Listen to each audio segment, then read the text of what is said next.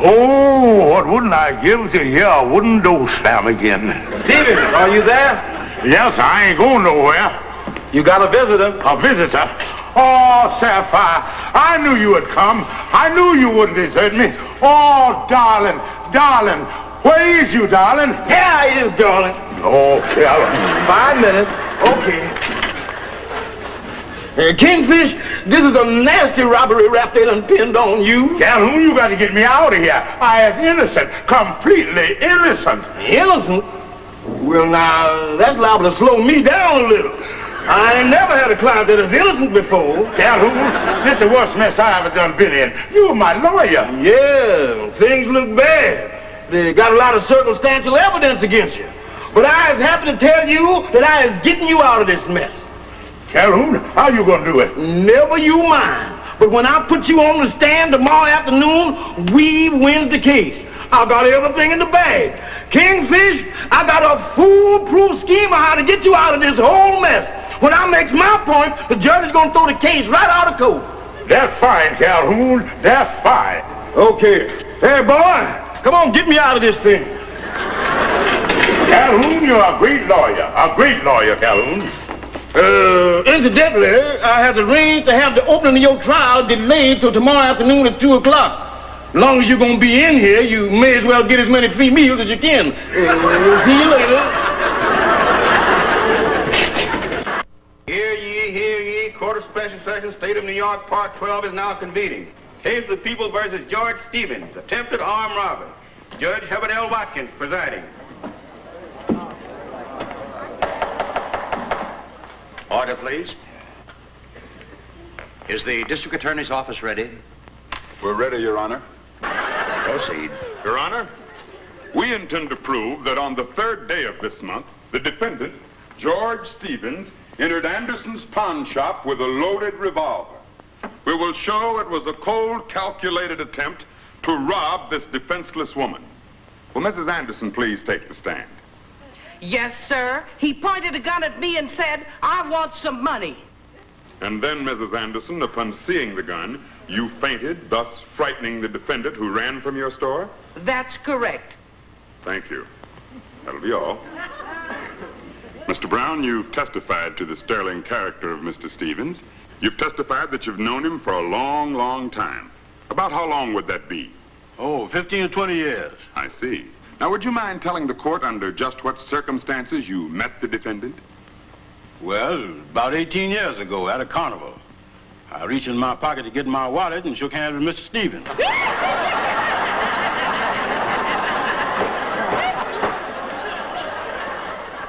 Oh, it ain't like it sounds, mister. I found out later that collecting wallets was just a hobby of his.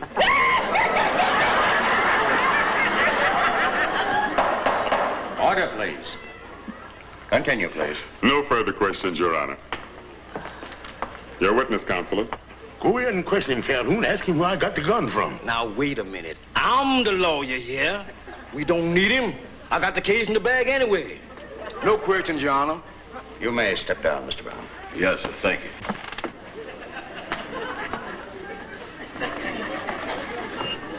Your Honor, as counsel for the defense, I emphatically denies the accusations of the prosecutor. I intend to prove that my client entered Anderson's pawn shop for the most innocent of reasons, and that robbery was furthest from the mind of this innocent man. Your Honor, as my first witness, I would like to call to the stand the defendant, George Kingfish Stevens. Step up there, bud.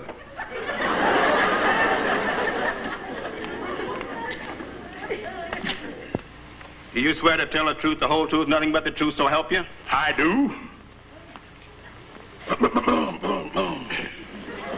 Your full name is George Kingfish Stevens? It is. At this point, Your Honor, I would like to show that my client had no intentions of committing a holdup. And I intend to prove that point beyond the slightest shadow of a doubt. Your Honor, when my client went into that pawn shop, he went in there with a gun that could not possibly be fired under any circumstance whatsoever. And right here and now, I intend to offer conclusive proof to that statement. Your Honor, you can pull the trigger of this revolver as much as you please, and it will not...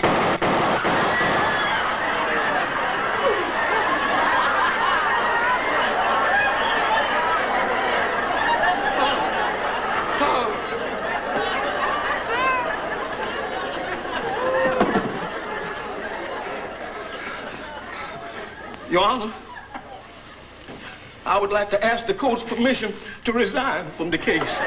Bailiff, remove the counselor for the defense from this courtroom. 5 o'clock, closing time. See you again. Stand where you are. Yes, sir. Andy, it looks like we're going to be open a little late tonight. Just been waiting for you to hang yourselves. Here, I've got you dead to rights. Now, let's go down to the police station. Hey, fellas. Sam's leg and all it all right. He took 4 inches off the sleeve and 12 inches off the pant leg. I wanted y'all to see it before you hemmed it. Get out the way, bud. Let me look in the mirror here. That's all right. How'd it look to you? Looks like they ain't talking. Well, what do you think, mister? I don't like it. I don't like the way he don't like it. Come on, Sue. You're wearing stolen merchandise. Wait a minute. What is you talking about? Stolen merchandise. Mister, I've come in here as a bona fide customer, and I absolutely refuse to be intimidated or pushed around with false accusations directed against the upright, upstanding, law-abiding citizen of the United States. Am I going to have trouble with you? No, sir. No, sir. I'm all yours.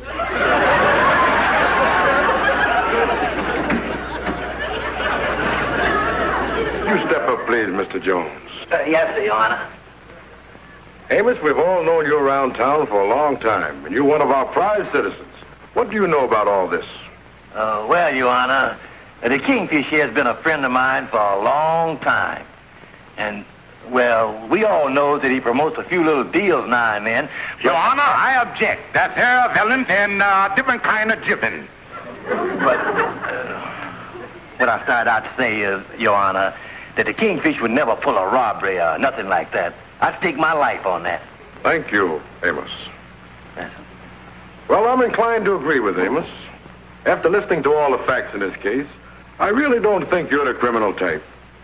And I feel that this is all an unfortunate misunderstanding, which... Wait a minute, Your Honor. Wait a minute. Hold everything. Just a minute, Your Honor. Your Honor, with the permission of the court, I, Algonquin J. Calhoun, would like to throw a bombshell in this case here. I intend to prove to the satisfaction of everybody that Mr. Stevens here was not in the lodge hall asleep during the robbery, but was with me in my room playing gin rummy till 5 o'clock in the morning. Mr. Stevens doesn't seem to recall that.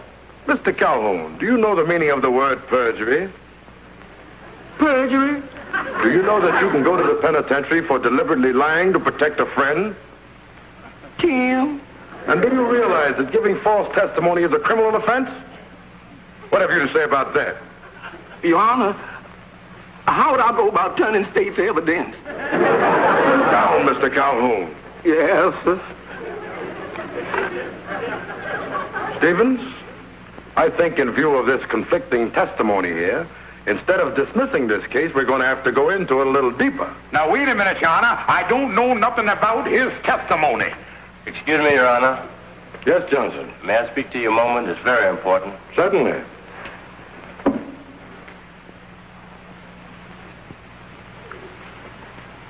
Well, folks, that settles this case. What do you mean, Your Honor? I tell you, I didn't do it. I know you didn't, Stevens. We just picked up the thief who committed the robbery when he was trying to pawn some of the jewelry. He confessed to the whole thing. He admitted using your car in the robbery. You mean I is free? I can go? That's right. Oh, thank you, Your Honor. Thank you. Congratulations, Kingfish. Yeah, I'm sure happy this is over with. Let's get out. Mr. Calhoun, I feel nervous about going in here. Don't worry about it, thing, Lightning. I know there's a police officer in the department. Come on. Oh, yeah.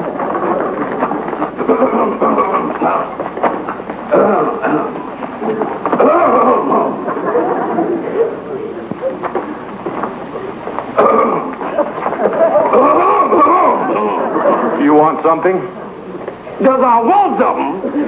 Young man, I come down here. I rushed down here. I wanted you to know that.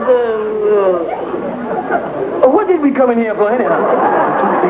Oh, yeah. Officer, I'm here on behalf of my client, George Stevens. And as an attorney and a taxpayer of this city, I demand action. My client feels that a ghastly deed has been perpetrated. And my client feels that his wife, Ronald Sapphire Stevens, has been a victim of foul play. And my defenseless client demands that the police department of New York City take action immediately. I demand that the foul fiend who is responsible for this heinous crime be apprehended and brought to justice without further delay. My client further demands that the resources of this entire department be summoned to Tell me, what is it all about? And don't tell me she's dumping you for him. Holy mackerel. I know there was something wrong when I see the way she smiled at him. And with my teeth. Where did he go? In the office, calling a taxi cab. Oh, Andy, I'm sure sorry to hear this. I wouldn't let him get away with it. This is the dirtiest trick any gal that ever played on me. I've had gals jilt me before, but not after this kind of an investment. Andy, it's an outrage. We ain't gonna let him get away with it. Come on, Calhoun. Now, wait a minute, fellas. Just a minute now.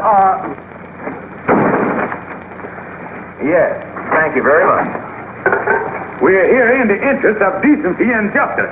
You done frauded my friend Brown here out of nearly $400. Andy, in the first place, I didn't ask you to send me to the dentist. That ain't got nothing to do with it. And I fully intended to marry you. Up until 2 days ago. That's right.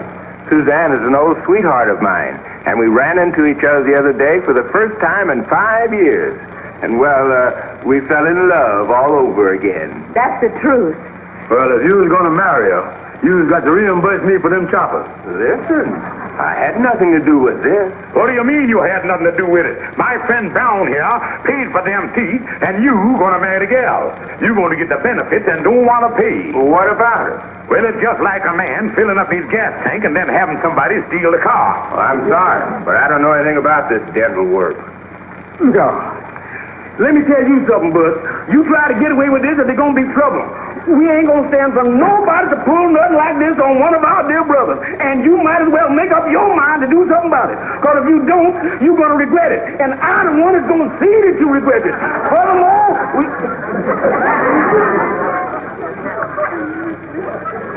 I don't see no sense in me losing my teeth over somebody else's.